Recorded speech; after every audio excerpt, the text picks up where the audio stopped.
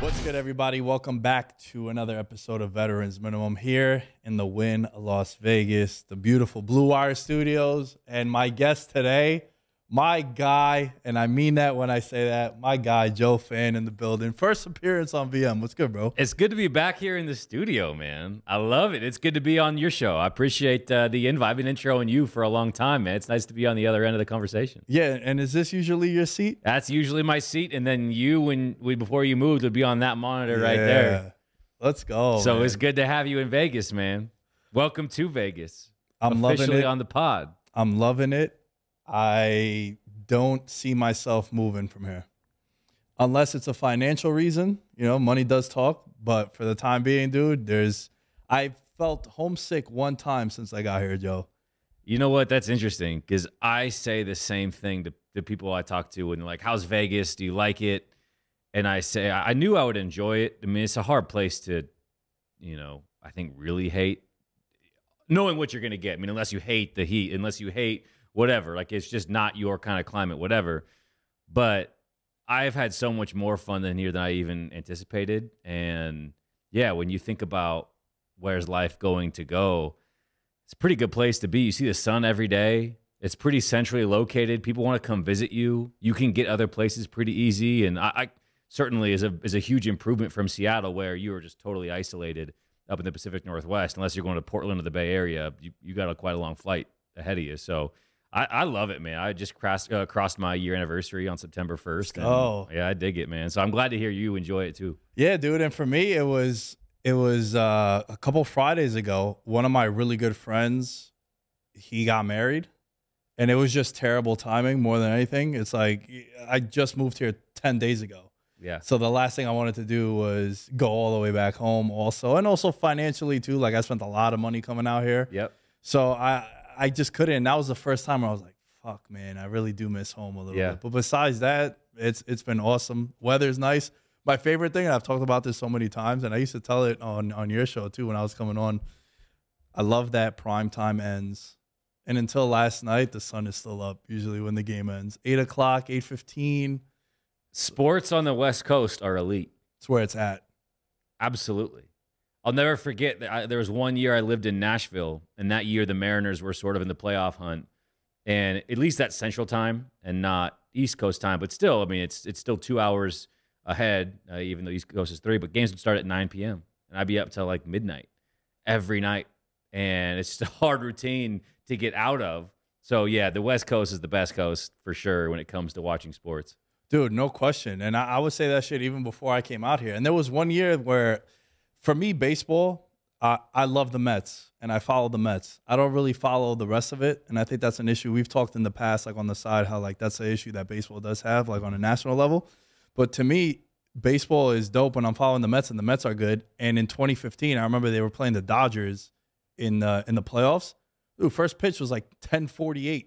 Yeah. On a Wednesday. Yeah. You're like, how can I stay up? At the time, I was waking up at 3 in the morning going to work with my dad. It's like, yo, it's impossible for me to stay up to watch this shit. But even games that are in New York start later because they want to push it at least a little bit for a West Coast audience to get off of work. So first pitch is what, 8:30? Yeah. Sometimes. And you've seen games where they go into extras and the broadcast makes a big thing of it. They show the clock and it's past midnight and still going into the wee hours of it. Yeah, it's certainly a thing, and it makes me happy to be on the West Coast. Yeah, for sure. I being on the West Coast and as a sports fan, I think it's the most elite, like you mentioned. But dude, I've never heard you really talk about like your come up and all this, and like, you know, are you a Niners fan? Are you a Seahawks fan? Like, where's the Joe Fann story originate? Yeah, so for my audience, I think it'd be dope to introduce you that way. Yeah, I'll go through the elevator pitch pretty quick. I'm from Seattle. So born and raised a Seattle sports fan. The Mariners were my first love. Then there was the Sonics. And then I wasn't really a Seahawks fan until like the Hasselbeck, Sean Alexander days. So even like during the 90s and stuff, like I never really watched football on Sundays. I was all baseball, everything, and I got into hoops. But I knew from an early age I wanted to be a sports broadcaster. The Mariners have R.I.P. Dave Niehaus. He's in the Baseball Hall of Fame. Just an absolute legend. And then the Sonics had Kevin Calabro. who is now the voice of the Blazers, but he's done a bunch of national stuff on ESPN. Just two legends, and so I was like, I want to do that. Like I want to be able to be a part of the game that people enjoy and add to the excitement, the entertainment, all of that. So I was like the little kid playing wiffle ball in the front yard, announcing my own wiffle ball games, like while I'd play in the front yard. It's always the Mariners against the Yankees because those are the only two rosters I knew enough about, and the Mariners would always win. I'd like hit one too good for the Yankees, and I'd be like, I got to do that again. I got to roll over one real quick. Then I went to school. I was a television broadcast journalism major at Chapman University down in Southern California. And then the journey from there has been sort of wild. I went back home for 2 years. I worked as a PA announcer at the University of Washington for 3 different sports, and then interned for the Seahawks and Sounders. In 2014, I went to Nashville. I worked for the Titans as basically a part-time. I moved there on a whim for a part-time job just to try to give it a shot. Worked for the Titans as their writer for their website, did a little bit of video. They sort of teased me with hiring me full-time, never happened. And then I ended up getting hired by the Niners. So from 2015 through the 2018 season, I was with the Niners as their reporter turned senior reporter. And then I wanted to get out of the team side because I wanted to be able to flex my analytical muscles a little bit more. I didn't want to have to deal with angry phone calls from the GM or head coach or whoever of why I tweeted this, wrote that, whatever. And those are some dark seasons. So you can imagine how challenging it was after a game when they get waxed in the 2-14 season to then write about it on a team website and not get in trouble or be called a shill on the other side by fans. It's hard to keep everybody happy while also keep a little bit of credibility. So went back home to Seattle, which was dope. Got hired by NBC Sports Northwest and covered the Seahawks for 2 years. It was awesome being on the network side. Loved it. But then regional sports networks live and breathe on TV deals. And all we had was the Blazers. And the Blazers jumped ship to Root Sports, which carries the Kraken and the Mariners. And so NBC, there's 6 NBC regionals. We were by far the smallest. We were like the black sheep of the NBC Sports Network. Like every other one like owns their market. Chicago, DC, Bay Area certainly, Philly. All we had was the Blazers. So we lost the Blazers, and they just closed the doors. So our whole staff, the entire network got laid off. They shut down the network. So was that expected, or did it come out of nowhere? We knew they were negotiating. When I showed up to NBC Sports Northwest, I mean, I knew it was a very small operation. And I just kind of was like, this is my opportunity. As long as I handle my own business, at least outwardly, with the public views of me, we'll be fine. So it wasn't a total shock when we were told by our GM and stuff that negotiations are going well and we're feeling good about it. And I went from renegotiating a contract extension because I signed a 2-year deal to then being told that they were going out of business. So I spent like 4 months looking for a job, and it came down to either hosting local talk radio in Seattle. So I was offered a daily show, or come down here, work for Wynn Bet and Blue Wire, and host a show down here with Claudia Bellafato, who they also hired, who's now with Nesson, doing a daily betting show there back in Boston, where she's from. And I made the leap of faith, drove down here, and got into the betting space. And I've been here for almost a year and a month. That's dope, man. That's a journey. It is a journey, man. It's fun. The way we talk about Vegas, I'm sort of sick of being on the every 2 years uncertainty, what's new, am I moving again, sort of roller coaster. I'd like to have some roots in a spot, and I feel like I have that here. Even just the 1 year, I met a girl, I joined a golf course. I feel like I've built a network here already. And so, yeah, I love Vegas, and I do hope, if not forever, at least the near and semi-distant future, I will be here because it's been a blast, absolutely. Yeah, you're always on these courses, just getting it in on golf. Yeah, I mean, if you're a golfer, there's not many places better to be than Vegas. You see the sun every day. And let me tell you, golfing in 110 is way better than trying to golf in Seattle in the wet and cold in the winter. I mean, dude, you got to tell me about winters in New York. Them shits are brutal, too. It's like you'll see 12 degrees for like 6 straight weeks, and you're like, get me out of here. In Seattle, you might go a month without seeing the sun. Dude, I went to school in Buffalo for 2 years, and it was the same thing. Yeah. Like in a 30-day span, you'll see the sun 3 days out of 30. I almost worked in Buffalo. Really? Before I moved to Seattle to work for NBC Sports, I was a finalist for ESPN has their NFL Nation program where they have a beat writer in every city. Well, the Bills job was open, so I got flown to Bristol. I interviewed there. I did a screen test on the NFL Live set, and I left. And I was like, I crushed this. I feel like I'm going to get this job. And they didn't hire me because I was a team guy, and they didn't think I could work for a network because I'd come from the team side media. That was what I was told. But I thought I left. I was like, I guess I'm probably moving to Buffalo. Like, I think I'm going to get this job, which is wild, but like, that's what you do for, the career, the ladder you're trying to climb. So, dude, it's pretty nutty, man. You being in Buffalo, you ain't golfing over there. No, that's for sure. No, but dude, you have a similar story. I mean, you just moved out here on a whim to a degree. So I know we can relate on sort of the industry that we're in, how volatile it can be, but how much we love it and how much fun it is.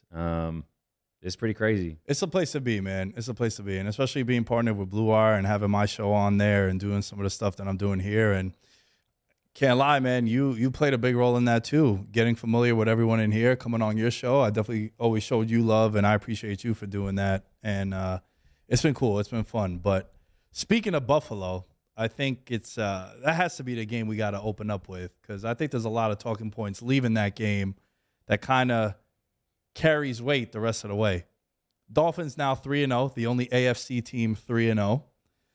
We got the Eagles also undefeated, the only two teams. And pending my New York Football Giants tonight, hopefully they could also be 3-0. It'd be the first time, Joe, since 2009 that happens. And to be honest with you, man, I'm not going to know how to act if they get to 3-0. It's going to start getting crazy. But with Buffalo, how'd you feel about how that game played out? Because there is a lot to break down and a lot that we could take from it. I don't think there's anything that happened from Buffalo's side where I would say, did Miami figure something out? Miami in September is notoriously a tough place to play. That heat. Sort of like Buffalo in January. It's just not a place people want to be, and that heat is different for those who aren't from it. You get that humidity that hits you just in the face. If you look at the numbers, they had 31 first downs to Miami's 15. They went 11 of 18 on third down. They had 497 total yards to Miami's 212. They ran 90 offensive plays to Miami's 39, and they lost by 2 points. So this to me, it sort of feels like Denver losing to Seattle in week 1. Now, those are two very different teams, but just sort of one team dominated the entire game. And then they get the lost. win. So, yeah, I don't think I'm sweating this at all if I'm Buffalo. For me, I saw a funny tweet. It was, Dolphins fans are already to the point where they'd had a body for Mike McDaniel. And it's just, you know what? They're starved for a winning football team, and it's a really fun group. And Mike McDaniel certainly looks like he is worthy of the role. I'm curious what you thought of Tua leaving and coming back, whether you actually believe it's a back issue. No way that's a back issue. Like, yeah, we got to be honest, right? Because there was an incident one time, and it was Case Keenum. Case Keenum, he fell down also, and it was one of those things where you're watching it with your boys, and you're all like hammered watching these games, and you're like, dude, I'm clearly not a doctor, but I don't need no one to tell me that this dude is concussed. And the way Tua got up, and yeah, he gets up and he's all right, but then the stumble, it's like, oh, this dude is out. Like, he is not coming back. And as someone who was big on the Dolphins plus 5.5, I took a stab on them on the money line, because like if you look at the history of Josh Allen and the Bills, they lose a lot of close games. Like those one-score games last year, they lose to the Steelers, Tennessee, the Jaguars game, the Chiefs in the playoffs. Like anytime it's a close game, it doesn't go in their favor, or they just obliterate teams. So I was thinking, look, they played on Monday. Everybody's high on Buffalo. They're the Super Bowl favorite, and rightfully so. I don't really think that changes much for me, because like you said, you're reading off the stats. Like if you just do the blind eye test, like say you were out where you're +1 and you didn't watch football, but you're reading the box, you're like, before you see the score, you're saying to yourself, oh, Buffalo beat the shit out of them. Yeah. And then you look and you realize it's the cluster injuries too on the defense. Yeah. They're missing all those DBs. They're missing a couple of pass rushers. And then the heat, you saw in the fourth quarter, guys are cramping up, guys are leaving to get a breather, and then Tua's just exploiting that, or the defensive players are taking advantage of it. So to me, leaving that game, I feel just as good as I felt about Buffalo coming into that. And I think I do take Miami more serious though, Because in the end of the day, you also got to take care of business too. The defense you have to take seriously.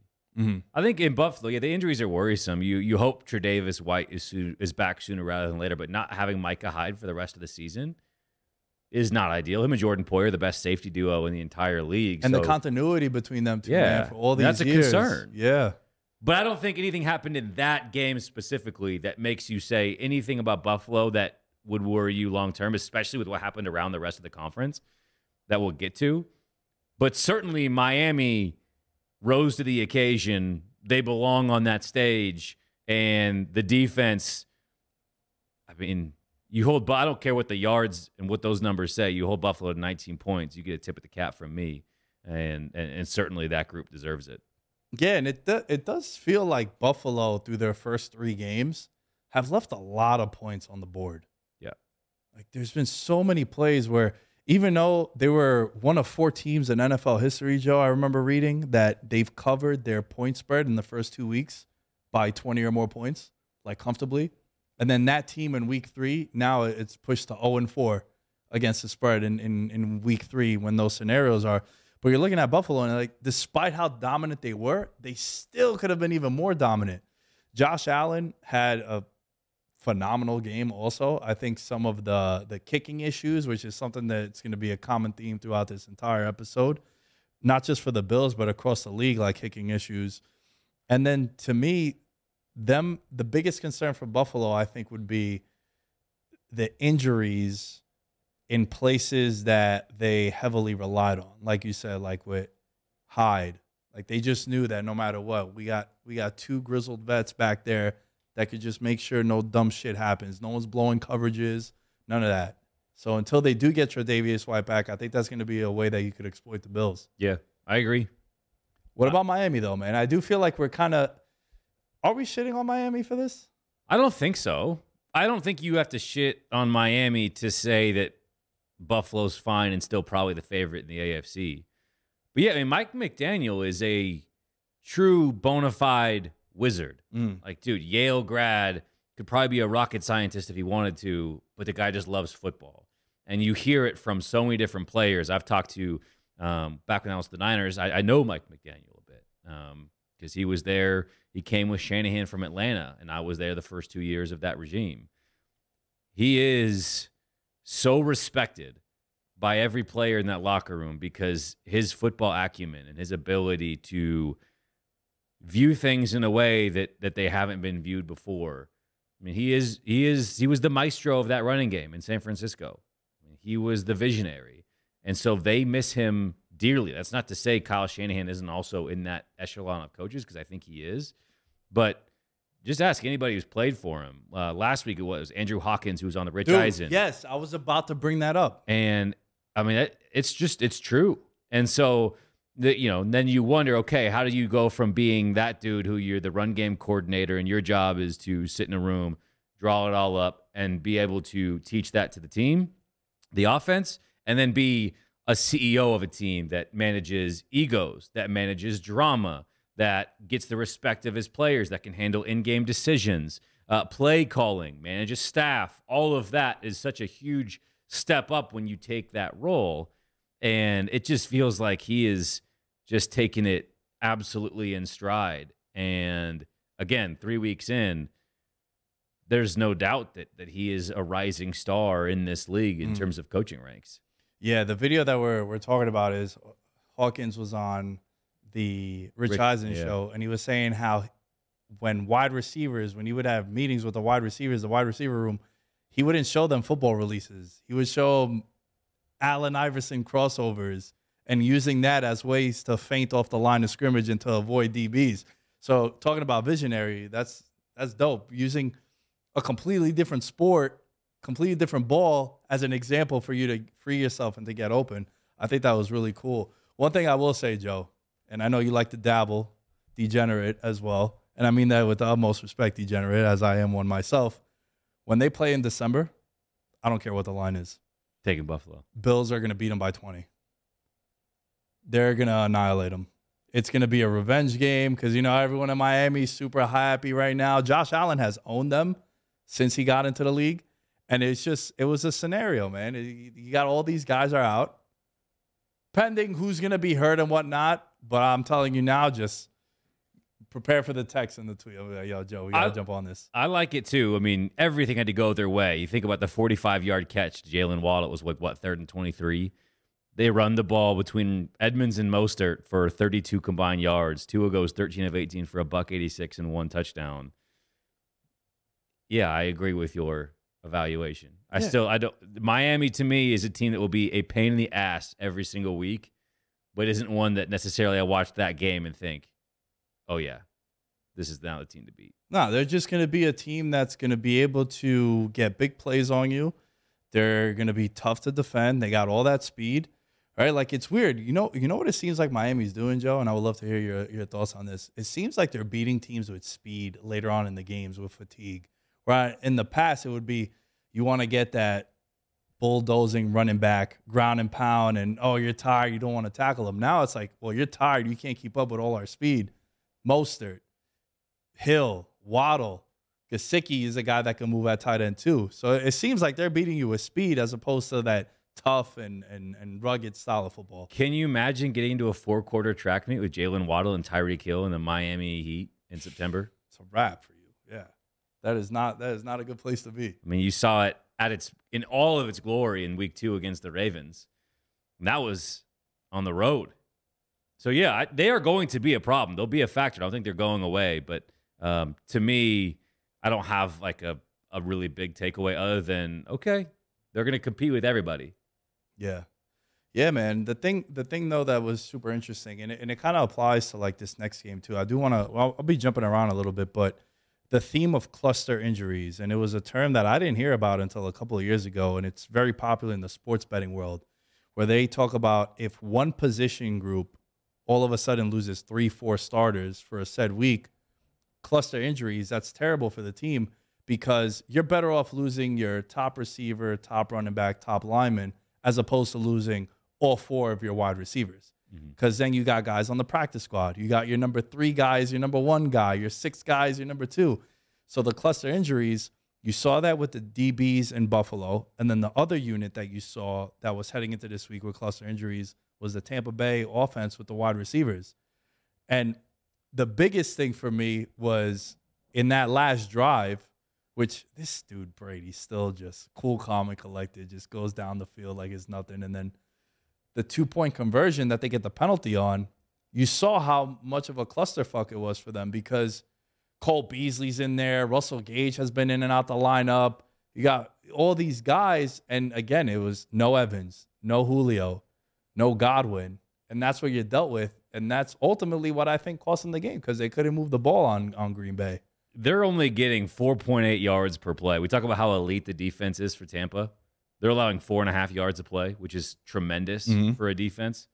Their offense has been as bad as the defense has been good. They rank 22nd in points, 26th in total yards. And there's just a very obvious void of any sort of consistent rhythm. Talk about cluster injuries. Tampa Bay's also had it on the offensive line. Oh, dude, the worst. That was the story of training camp. Before they even got in. And then week 1, you lose all of your receivers. Yeah. So certainly that's going to be an issue. Not having Mike Evans due to the suspension was big time. Especially, again, you need 2-point conversion. Mike Evans is your dude. He'll find a way. He's one of those type of guys. Or at least be a decoy, too. Worse comes to worse. You got to pay attention to yeah, I think there are genuine concerns in Tampa that not to say that they won't be remedied, but 3 weeks in, this offense looking as pedestrian as it has, I think is certainly worth keeping track of. Yeah, man, it's so weird because even before we got to training camp, they lost one guy to retirement, another guy in free agency, and then before they even step on the field for week 1, they're losing line. It seemed like every week Adam Schefter is like, this left guard out. The right guard that's coming in for the guy that retired out. And you're like, holy shit. And now you're looking at the wide receivers also. Their defense is really good. I think the young DBs from that Super Bowl team now are like really good ball players like Winfield Jr. and Dean. Those guys are sick in the secondary. And we always knew about their front up front. Like Vita Vea, again, just this dude is a human freaky highlight athlete. reel. Drops back into coverage, hit sticks Aaron Jones at the goal line. Forces the fumble. Yeah, I end up losing 4 points in my fantasy league because I have Aaron Jones, and of course that shit happens. I'm like, yeah, why wouldn't it? Everything else is going great. 0-3 in fantasy. The one league I play in, one league, it's one league I care about. And my boy Dom, shouts to Dom, but fuck Dom, yo. He's sending me all these pictures because I've won our fantasy league in 8 years. I've won it 4 times. Okay. And we're running it now, and I'm like second to least points for. Just getting throttled, dude. And yesterday I had a chance to get on the winning streak, and of course, Vita Vea. Shouts to Vita Vea. Actually, yeah, the Packers didn't score a single point in that second half. I mean, we talk about teams that you might have concerns about. Neither Aaron Rodgers or Tom Brady have played like a top 10 quarterback so far through these first couple of weeks. The Packers also have a ton of receiving injuries. I mean, Christian Watson out in this game. He's got a hamstring injury. Others were limited during the week of practice. Allen Lazard, I don't know if he's practiced all season. He did show up and caught a touchdown in this one, but they're relying on Romeo Doubs. He had a nice game, 8 catches on 8 targets, 73 yards and a touchdown. But I think it's notable what's happening here in the NFC as you look at some of these teams we're accustomed to seeing in the divisional round and NFC championship games, and how they've looked through 3 weeks, and then compare it to, say, the Eagles and how the Eagles have looked through 3 weeks. Or even a team like the Detroit Lions. Why can't the Detroit Lions compete with the Packers and Bucks? Yeah. At least we get to see it with I don't know if they play the Bucks, maybe, but the Packers at least, they get to play them twice. But it just only reaffirms to me that the NFC is wide open beyond just who you would think of the Rams, Bucks, and Packers. Well, dude, I wanted to ask you, this is one of the questions I wanted to ask you. There's 4 teams right now in the NFC that are 2-1. The Rams, the Packers, the Bucks, and the Vikings. And like the Bears are 2-1, but congrats. Like that's you played in a monsoon against Trey Lance, and that was a nightmare. And then yesterday you beat the Texans. I still think the Bears are not anyone that we should, congratulations that you're 2-1, but you're not going to be important come December. Dude, outside of Philly, who do you trust in the NFC? And all these teams, right? Rams, Packers, Bucks, Vikings, they all have serious flaws. Yeah, I would say I trust the Bucks and the Packers from the standpoint of I know they're going to play defense. So I like where you went because I was going to say because of the quarterbacks, but you took it the other way, which I agree with you. Those teams are going to be able to play defense. And you always have, if you're the Packers, Lambeau Field's tough place to play. Hard place to get to, tough place to play. That's a factor. Compared to, say, you look at the Vikings at 2-1. They come back and win late against the Lions, but they look terrible for 3.5 quarters. The Lions are still probably a year away. They're going to be a pain in the butt each and every week, sort of in that same conversation I was talking about with the Dolphins. But they're still going to have games where they choke at the end. Yeah, it's the inexperience. A lot of it's a young team, but they're great against the number. They have one of the best records since Dan Campbell got there against the spread. Covering Campbell. Yeah. Biting kneecaps and covering spreads. Yeah, I would say the Eagles, the Bucks, and even in the Packers are probably the only 3 teams I would say I think they're going to be able to play good football week to week. I mean, the Rams, I think, are largely a mess. They didn't look great against Arizona. They almost blew it in week 2 against the Falcons. Yeah. And they got smoked in week 1 playing the Bills at home.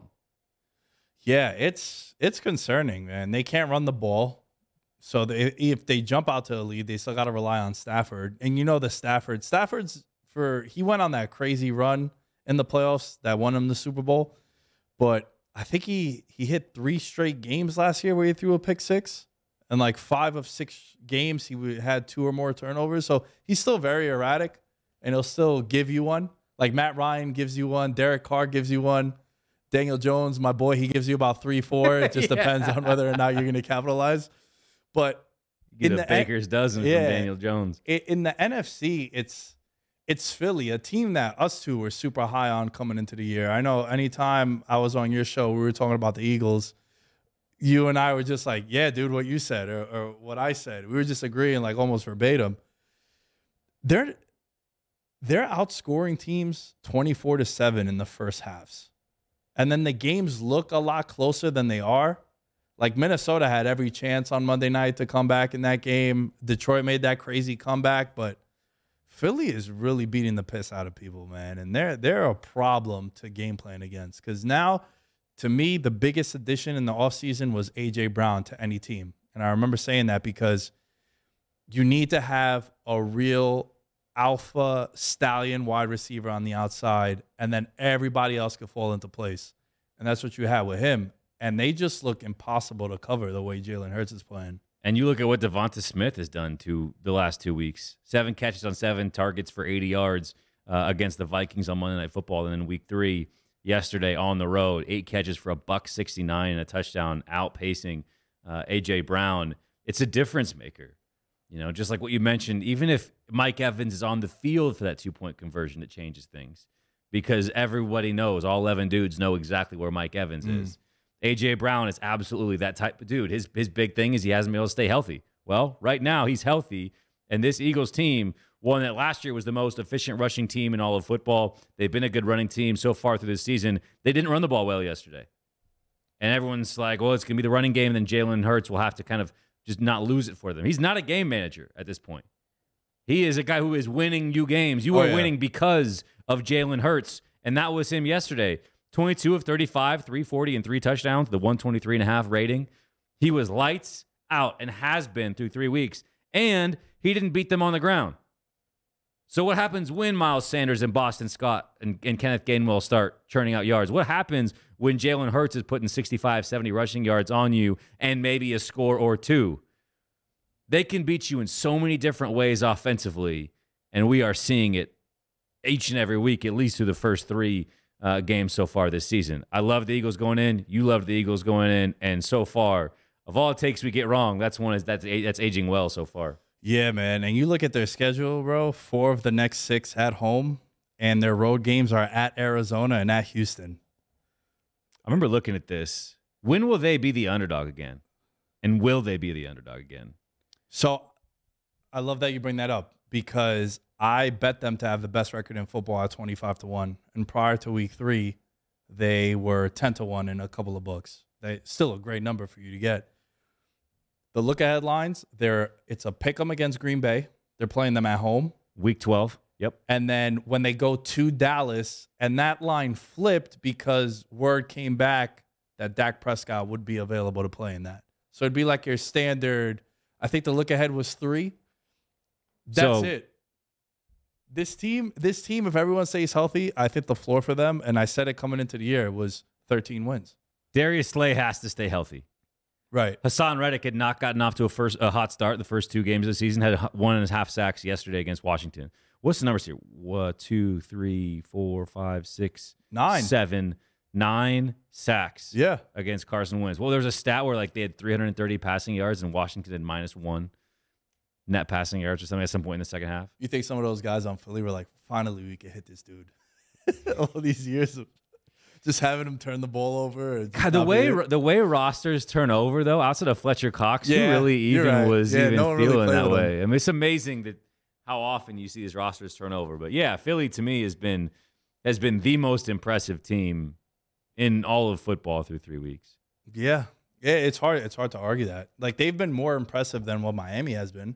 Like Miami, I don't want to say a fluke 3-0, but that's never happened before what they did in the fourth quarter against the Ravens. That's like a 1 in a 5-year season, like sample size. And then you look at the numbers in the box score of Buffalo. Yeah, Buffalo dominated them. So let me ask you this question. So for Wynn Bet, every week I put together power rankings. Who's number 1? Right now, I think it has to be Philly. I had them 4 last week. I think they have to be 1 this week. Yeah. Everyone in front of them lost with the Chiefs, Bills, and Bucks. And I think Buffalo should be 2. I would put Buffalo 2. Yeah, I agree. How high are you slotting up the Jaguars, dude? Man, they're fun. They're fun. You know what's annoying is like they should be 3-0. They should be Washington week 1. They should have, yeah. I'm the kind of guy who like is bitter about teams who like cost me games when it comes to bets. Yeah. And it was the Jags in week 1, the Bengals in week 2. And like, so I remember that. But yeah, now at 2-1, certainly top 15. I mean, who I have in front of them, Commanders ahead of Browns. They probably both move up together. You got a bunch of teams like the Raiders, the Cardinals, or the Saints that are moving way down. It's top half, absolutely. Probably top 14. Dude, don't be afraid. I think they're a top 10. I think they're sick. You think they're top 10? Yeah, man. Let's look. All right, let's look at this. Right, last week they shut out the Colts, a team that they've dominated the last couple of years, especially in Jacksonville. So you could say, all right, they just have their number. It's one of those weird teams where the Colts just can't get over the hump. And then you do what you did to the Chargers yesterday. And I know my boy Justin Herbert, our futures tickets. Yeah, can you tell that story quick? The Thursday Night Football, when we were watching Thursday Night Football together. Oh gosh, man! Because this is the worst 60 seconds of takes that, not even takes, just like the events that transpired. So Nick and I are feeling ourselves much like we were on the Eagles. We were both real high on the Chargers, and through halftime of the week 2 Thursday Night Football game between the Chiefs in Arrowhead and Chargers easily win the first half, dominate that game. It's tied in the second half. They're knocking on the doorstep to taking for a game-winning score or go-ahead score. Sorry, whether it's a touchdown or a field goal. And Nick looks at me and goes, "Man, those Super Bowl tickets we got on the Chargers are looking pretty good right now." And the second he said it, it was the next play. I kid you not, no embellishment. The next play. Not even play, bro. The moment hadn't been out of his mouth for more than 10 seconds. We were looking at each other, and I said that, and we fist bump. And Justin Herbert throws a 99-yard pick and he six. throws a pick six. Then he gets hurt. And then hold on. You're missing a good part. You're like, dude, you fucking jinxed it. You just grabbed me. It's a cursed franchise already, and we just drove them further into the ground. And then now Rashawn Slater out for the season. Oh. A week-to-week, not day-to-day, is Joey Bosa with a groin injury. Justin Herbert might not be right all year. Cursed franchise, dude. And Keenan Allen with the hamstrings. I will bet on them every year because I know the second I don't, they're finally going to get over the hump. Here's a topic of conversation with the Chargers. It's amazing how quickly the shine has worn off the star of Brandon Staley. Oh, yeah. He was boy wonder, dude. Yep. Yeah. I think he got to go. After this year, that's it? You give him 2 years and he's done? I think I would be the worst GM in professional sports because he would have been out already. First of all, they're down 28. They're at home. And in the last drive, he's still out there. Justin Herbert's still in the game. And, I don't know if you ever saw this because I used to have the wildest, man crush and obsession with Andrew Luck. That was my guy. I was like, this dude's going to win a Super Bowl. This guy is the truth. There was a famous video. To your credit, he was. He was. There was this video I'll never forget. And Brandon Staley needs to be shown this video. They were playing the Rams in Indianapolis, and they're getting throttled. It's 38-0 or 38-3. And Andrew Luck goes over to Chuck Pagano, and he's like, let me go out there and let me play this out in front of the home crowd. Let them know that, I don't want to be here with my tail tucked between my legs. And Pagano just goes, dude, if I put you out there, I'm getting chills talking about this. He goes, if I put you out there and you get hurt, we're done. We're done. There's no reason for you to go out there. That's what this dude should be telling Justin Herbert. The moment they're down 14 and Trevor Lawrence is doing whatever he wants to that defense, which out of nowhere now can't stop anyone also, and you see Herbert is wincing and he can't do anything. They showed the intro package of Chase Daniel being the starter at the beginning of the game. The line movement on that was wild. In 90 minutes, it went from 7.5 to 3.5. And then a lot of books were upset. They're like, oh, shit, we thought he wasn't going to play at all. But it's what are you doing, dude? What are you doing having him out there? The same could be said for the end of the Kansas City game. Yeah, it's a touchdown, onside kick, and a field goal. But the dude gave up an obvious first down because he didn't want to run and potentially get hit and where he just turfed it. And then just took the incomplete, made it fourth down when it was his first down on this last drive when they got the backdoor cover, which both of us were grateful for. He shouldn't have been out there then either. So, yeah, I get it. Brandon Staley, his chair is getting hotter. I'm going to push back on that one at least because the game in Kansas City was still a winnable game. at least there it's logical for you to defend that play and that decision to keep him in there. It's like, look, it's a division game. We can still win this game. As opposed to being down 28. Oh, it's not the same. But to me, I think that one is more interesting now once then you see him playing up 28. Because at that point you're saying Brandon Staley is not overly concerned with the health of his quarterback. Yeah, that's a fair assessment, man. It's so weird. He was the defensive coordinator for the Rams, and now like the defense with the Chargers has gotten worse. Like Asante Samuel Jr. is like the only shining spot on that team, and J.C. Jackson hurt. He was another guy coming into the year already hurt, and he's going to be battling ankle issues. And you don't want to have ankle issues as a DB. That's your worst nightmare over there with all the pivots and the quick motions. I don't know, man. It's just like. And they play the Texans this week too, do the Chargers, and they lost. They missed the playoffs last year because of the Texans. They were a 12-point favorite on the road, and they lost outright. So it's just not looking good with the Chargers, and I'm very concerned that someone that is financially invested in them, and it's a team that I also enjoy watching. Like when they're on, they're a fun team, which is why it's so frustrating and so upsetting. Which leads me to the last thing I want to talk to you about, and It's these decisions that coaches make that blow my mind, whether it's leaving the quarterback in there when he shouldn't or the field goal stuff, the field goal issues. Like you're Kansas City, your starting kicker is hurt, and you got this guy that you just signed off like practice or off the couch. You don't even know where. I don't know where they signed him from, but he's been in the league. But I think he was with the Jets last year. Is what I want. Might have been, yeah, Amendola, yeah, he might have been. But like, what's with this fuckery of fake field goals with your second string kicker? Like, why not run a play with Mahomes, dude? You have a $500 million quarterback. You have an elite quarterback. It's not Daniel Jones you're trying to run these plays.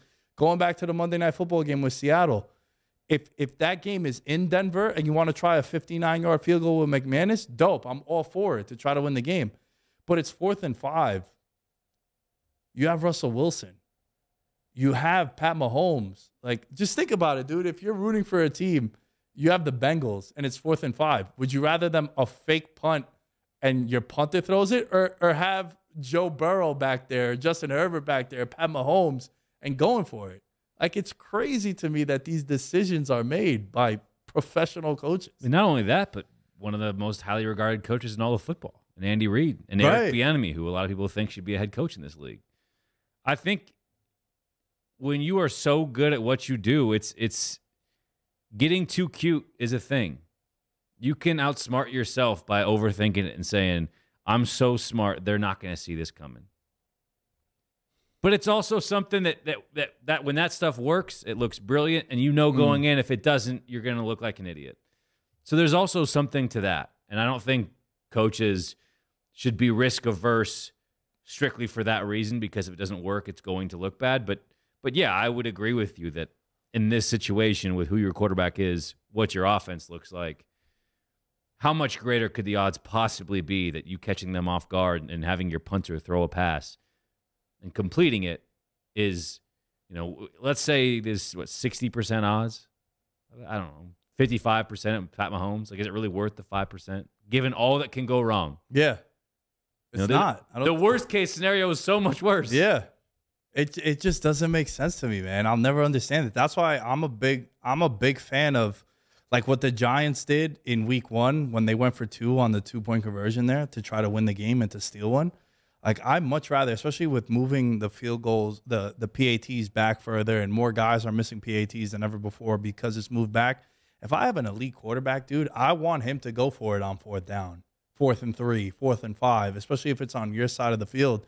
And if you have a chance to steal one, dude, Aaron Rodgers gets all this shit for losing playoff games. And 4 different times he's lost playoff games where he's tied it or sent it to overtime. And then he just doesn't touch the ball again because they decided to, with all that momentum, they kicked the PAT instead of like, yo, we have them back against the ropes in Arizona. Remember Jeff Janis caught those like 2 Hail Marys? You're like, holy shit. And you go there, and what happens? You have all this momentum. You kick the PAT, And then Larry Fitzgerald breaks like a 60-yard catch, and Carson Palmer goes in there, scores, and Rodgers never touches the ball. Yeah, Josh Allen last year. Josh Allen, yeah, another one too. Yeah, you remember? Yeah, that's why going back to Brandon Staley, that's why he became such a darling of the league, is because he would go for a fourth down on his own side of the field regularly, and went full in on the analytics. Another coaching decision that, I mean, and Nathaniel Hackett is an easy target over these first 3 weeks. Yeah. He's been terrible. Talk about, a fan base who already wants their coach fired. Denver, I think, his approval rating is borderline 0 in Denver among Broncos also. fans. The quarterback is. But how do you, in a game you're trying to close out, you're up 11-10, and the Niners have all 3 of their timeouts. They take their first timeout after second down out of the 2-minute warning. So they've got 2 timeouts left. It's 3rd and 9, and you just paid a quarterback $165 million guaranteed, $200 million plus in the overall contract in this extension. You traded 2 first-round picks to get him, and you run the football. Time isn't an issue at that point. The Niners only need a field goal. Ask Russ to win you a football game. That's what he is there for. That, I thought, was baffling to me on Sunday Night Football with the Niners and Broncos. And it worked out. They got the win because Jimmy Garoppolo had just a heinous game across the board. And he threw, it was Jeff Wilson who fumbled at the very end. Yeah. But even before that, too. I just don't know how you don't throw on 3rd and 9 and ask Russ to get you 1 first down to win the game. Yeah. It's like these teams, they become super conservative with their play calling, and then you just allow the other team a chance to steal it from you. Like Denver, for as bad, I feel like Denver's been shitted on since week 1, but they're 2-1 also. And you look at the rest of that division, it's like the defense was incredible last night. Yeah, the defense is. Oh, dude, Surtain is that guy's him. Sauce Gardner on the Jets too. Like he locked up Jamar Chase. If I was an NFL GM, I would only take legacy players. Oh, yeah, Surtain, Sante Samuel Jr. There's a bunch of them around the league. Dude, I have a buddy back home who's like, if I always have a chance to take a kid whose family was in professional sports, like Mahomes, Donovan Mitchell, like these guys, Steph Curry. It's like, yo, it's the lineage. It's they're grown up already in the sport, kind of, and yeah, it's a high success rate, man. Yep. I want to end the show with this, though, because we kind of were touching on the Chiefs a little bit, but referees yesterday were a little shaky for me. That call on Chris Jones cost the Chiefs that game. There's been worse, Joe. There's been way worse, where dudes like break up a pass and they're over there like grabbing their balls and shit and be like, oh, fuck you, dude, and whatnot. And, like, what did Chris Jones say to Matt Ryan that led to the unsportsmanlike? Did it ever come out? Like, did he talk to reporters post game? I did not see anything on it, but a 3rd and 15, they get the stop. It's 4th and 15, and they throw the personal foul there, unsportsmanlike, and then it's a first down. They go down and they score. And it's like Kansas City again. Like, why are you kicking these fake field goals? You're attempting fake field goals with your backup kicker, and you have Mahomes, and he's missing chip shot field goals also. Kelsey dropped a touchdown. He went on Twitter and he apologized. But it's like, dude, that Chris Jones play was wild. I was watching that because I didn't touch that game. I took the over. By the way, 28 points in the first half. I'm like, oh, this is going to be a lock. Nope. I'm watching a replay of it now. But you get what I'm saying, dude? Aren't there there's worse incidents that don't get called? Oh, it's in a grown man's league. I mean, like, what are we doing? What are we doing? But, dude, I feel like last year, every Monday, I would sit at this desk and go through all the mind-boggling officiating issues, or I did it with MLB umpires all spring. And it's hard enough to just do the job and then make the calls that need to be called to be able to see it when it's all happening so fast in front of you. Why do you decide that that's a point where you need to interject yourself? It's not like it caught I mean, I just can't imagine he said anything that was so egregious that it was like, Chris, we have to do this. Yeah. Matt Ryan didn't seem super bothered. He didn't at all. And then the week before, Bucks Saints and Tom Brady's cussing out Marshawn Lattimore. Yeah. So ridiculous. Yeah, the Chiefs made a number of mistakes. I don't think I would say very specifically that was the one call that cost them the game. But, yeah, they got jobbed for sure. Yeah, because they win that game without that call. Because then the Colts go down and they scored a touchdown with 24 seconds left, and it was a wrap there at that point. But, yeah, man, I don't know. The officials were rather suspect, but no one plays a perfect game, so that's what you get when you have these officials sometimes. What can you do? Last thing, we'll end on this. Is there a team that, if their fan base is a little worried, like think of teams that are 1-2, 0-3. I think only the Raiders are 0-3, but can they turn it around? We've seen the Colts do this recently, where at least they going into week 17, 18, they still had a chance at the playoffs. Like, what team are you the highest on that still hasn't gotten a win or has just one win? Certainly the Bengals would be on that list. I mean, it's a team that just won the AFC. Why wouldn't they be when you compare them to other 1 and 2 teams in the AFC? Jets, New England, Pittsburgh, Tennessee, Houston. Indy still worries me. Matt Ryan's just not playing well. Yeah. Like, they thought he would be a big upgrade from Carson Wentz, and he hasn't been at all. Nah. So the Bengals would be there. I would have loved to tell you the Chargers, but with all the injuries they've got, I don't want to jump off the bandwagon, but I also don't want to tell Chargers fans that everything's going to be okay, because it might not. It might not. It very well could not be the case. Dallas plays defense well, and I mean they might be 2-1 after Monday night anyways. So we'll leave them off of it. Should put that out there. They play enough defense though to at least remain competitive. I think Lions fans should be pumped with where their team is at 1 and 2. They've covered 3 spreads. You knew going in you're probably a year away, so if you can sort of hang around the top 12 in the draft and get another premium player, you're looking at expecting to be a wild card team at worst next year. Dude, I even think this year, man, I really do, because I think the NFC is so bad. Like, even the good teams we're talking about are so flawed. They could be had. Then I would say the Niners would probably be the last 1 and 2 team where I'd say they'll figure it out. You knew that those Jimmy games are going to happen, but the defense speaks for itself. Losing Trent Williams hurts. Yeah. Bad. And then Kittle became a non-factor because they were keeping him in to block. Because it just seemed like Chubb and Gregory were just doing whatever they wanted. Yeah, had to, yeah. But I still think the Niners will be okay. Yeah, I think you picked the 2 teams that I would have picked also. Like, I've already bet the Bengals -3. That line moved to -3.5. They're playing Miami on Thursday Night Football. They're at home. Miami feels, like their shit don't stink. Bengals, don't want to say back against the ropes because they did get that win, but I think this is a spot. Did you hear Tyreek Hill say that he owns Eli Apple? Dude, I can't wait for that because he cut a little WWE promo after that game. I can't stand Eli Apple. The whole league can't stand Eli Apple. Yeah. And listen, man, you asked for this. This is what you wanted if you're Eli Apple. When you're yapping, guys are going to make note of that. That's why people were super hyped when Cooper Kupp was just doing whatever he wanted to him in the Super Bowl. And now with Tyreek Hill, that's gonna be a fun showcase. But let's wind this down. Joe, you're the man. I appreciate you. Thank you for showing me a little bit of Vegas and putting me on. Where can people find you?